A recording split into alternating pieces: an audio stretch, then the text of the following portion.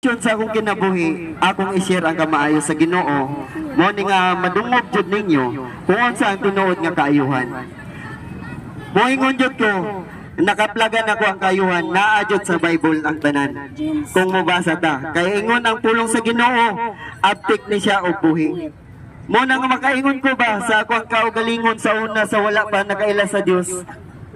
Makaingon jud ko sa ako ang kinabuhi karon nga Lord, mao day ni ang kasinatian nga libre nga madawat sa atong kinabuhi, mao day ang pulong sa Ginoo.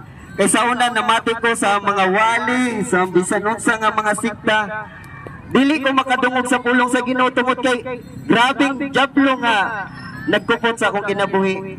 Grabe nga kaaway ang nitabon sa akong kinabuhi, mao na nga wala ko naabrihan.